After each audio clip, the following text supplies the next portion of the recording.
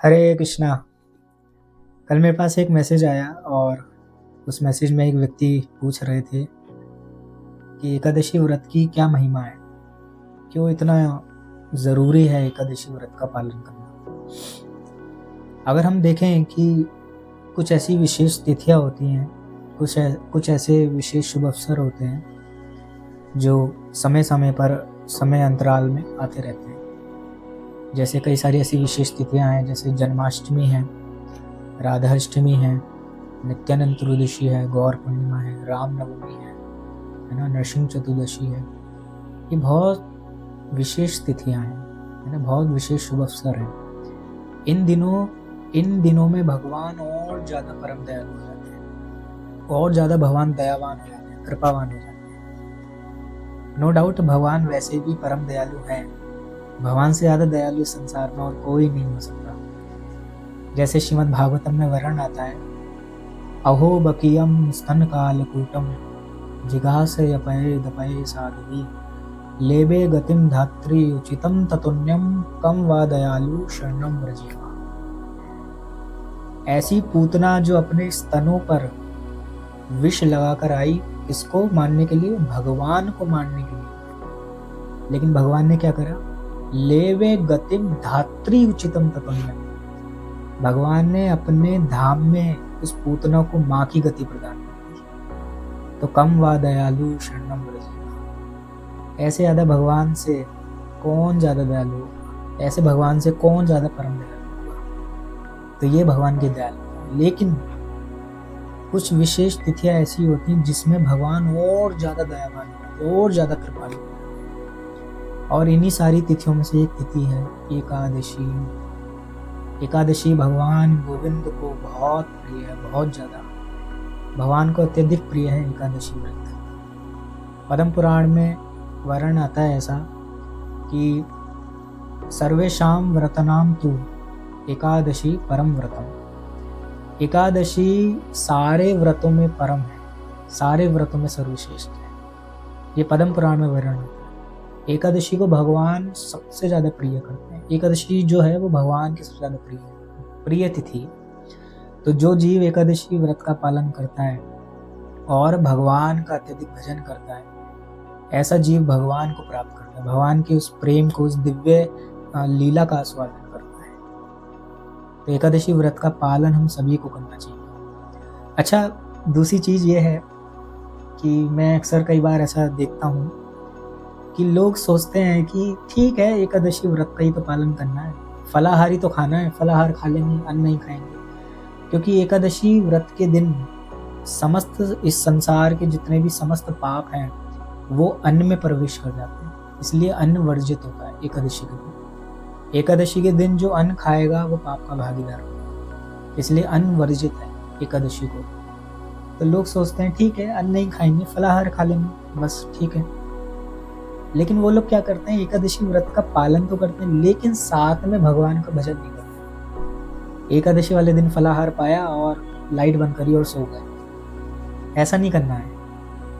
एकादशी व्रत का पालन करना है, उपवास, एकादशी को उपवास रखना है। उपवास यानी उप मतलब निकट और वास मतलब जाना। तो एकादशी के दिन जो भगवान के अत्यधिक निकट जाएगा उसको लाभ मिलेगा, उसको कृपा मिलेगी। ऐसा नहीं है कि एकादशी व्रत का पालन कर लिया और हम भगवान के प्रिय हो गए, ऐसा नहीं है। एकादशी व्रत का पालन प्लस भगवान का अधिक से अधिक भजन करना। और दिन के मुकाबले, और दिन तो करना ही है लेकिन और दिन के मुकाबले ज़्यादा करना है एकादशी। अधिक से अधिक भगवान के पवित्र नाम का जप करना। हरे कृष्णा कृष्णा कृष्णा हरे हरे, हरे राम राम राम राम हरे हरे।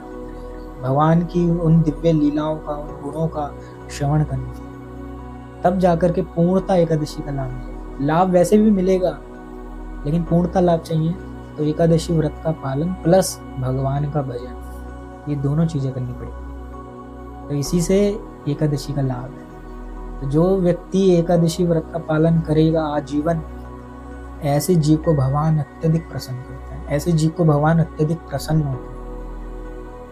भगवान, तो जो जीव एकादशी व्रत का पालन करेगा आजीवन, ऐसे जीव से भगवान अत्यधिक प्रसन्न होते हैं।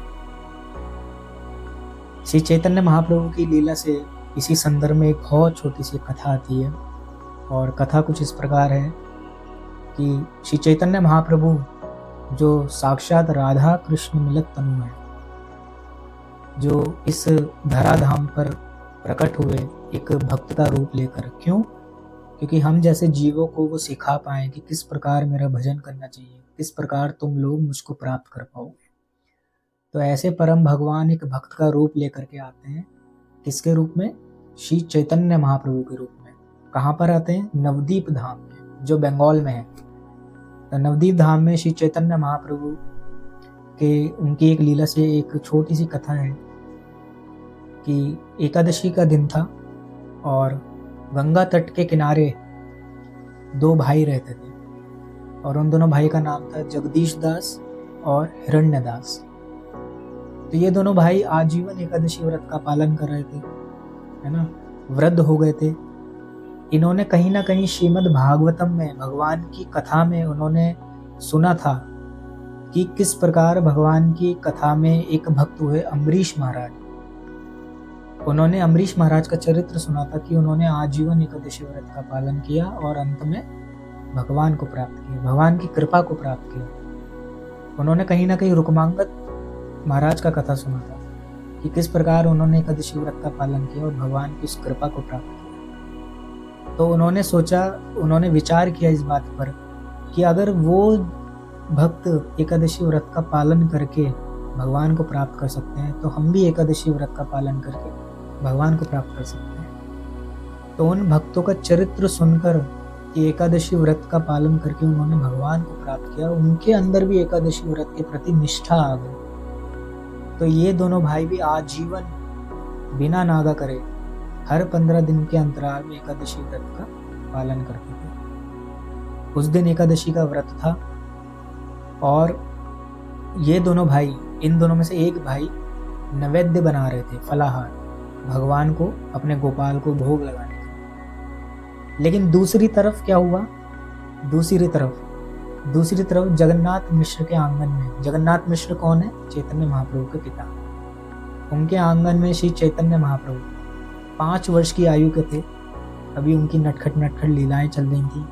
भगवान उस समय पूरे नवदीप मंडल में उधम काट रहे थे।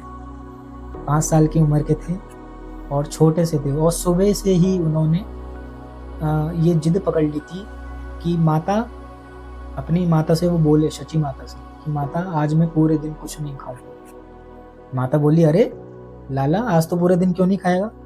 भगवान बोले, आज एकादशी है माता। शची माता बोली, नहीं, तू तो छोटा सा बच्चा है, तू तो छोटा सा लाला है। महाप्रभु बोले कि नहीं, आज मैं कुछ नहीं खाऊंगा।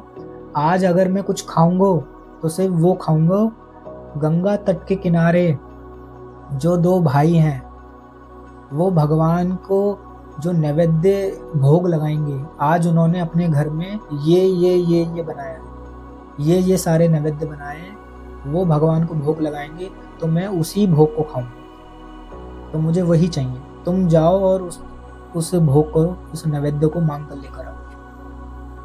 शची माता बोली, अरे तू क्या पागल हो गया है? मेरे पास अब यही काम है कि मैं लोगों के घर जाऊं और सारा ये जो सारे नैवेद्य है ये मांग करके लाऊं। वो लोग सोचेंगे कि मैं अपने लाला को कुछ खिलाती नहीं हूँ। अब मेरी ये नौबत आ गई कि अब मैं दूसरे के घर जाऊं और खाने को मांग कर लाऊं। लेकिन महाप्रभु ने जिद पकड़ ली और महाप्रभु खूब जोर जोर से रुंदन करने लगे। उसी समय मालिनी देवी वहां पहुंच जाती है, और मालिनी देवी को सारी बात जब पता लगती है तो मालिनी देवी कहती है, चलो ठीक है, कोई बात नहीं, मैं जा करके लेकर आता हूँ। मालिनी देवी जाती हैं दोनों भाइयों के घर, गंगा तट के किनारे। तो मालिनी देवी जब पहुंचती हैं तो उन्होंने दरवाजे के आड़ से देखा कि वो दोनों भाई उस नैवेद्य को भगवान गोपाल के आगे रख करके तुलसी पत्र पधरा करके भोग लगाने जा रहे थे।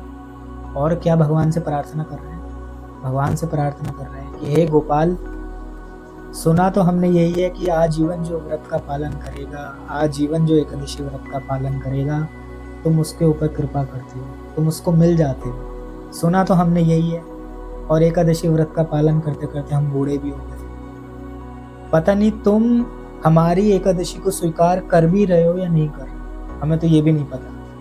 और रुंदन करते करते तुलसी पत्र पधराई और भगवान को घंटी बजा करके भोग लगाने ही वाले थे। उसी समय उन दोनों भाइयों ने एक आहट सुन ली और उस समय मालिनी देवी अंदर आई। दोनों ने प्रणाम करा और पूछा कि आप कौन हैं। मालिनी देवी बोली कि मैं श्रीवास आचार्य के घर से आई हूँ। दोनों भाई बोले, अरे आप श्रीवास आचार्य के घर से आई हैं। प्रणाम करा फिर से, तो पूछा कि हाँ आने का कारण क्या है। मालिनी देवी बोली कि आप दोनों जानते हैं ना कि जगन्नाथ मिश्र। दोनों भाई बोले, हाँ हम जानते हैं, जगन्नाथ मिश्र विख्यात पंडित हैं नवदीप धाम के। तो मालिनी देवी बोली कि उनके यहाँ पर एक अद्भुत बालक ने जन्म लिया है ना। तो दोनों भाई बोले, हाँ हम जानते हैं, सुना है हमने उनके विषय में, बहुत सुंदर छोटा सा बच्चा है और गंगा तट के किनारे अपने मित्रों के साथ, अपनी मित्र मंडली के साथ बहुत सुंदर कीर्तन करता है। सुना है हमने उसके विषय में, लेकिन कभी आज तक हमने देखा नहीं।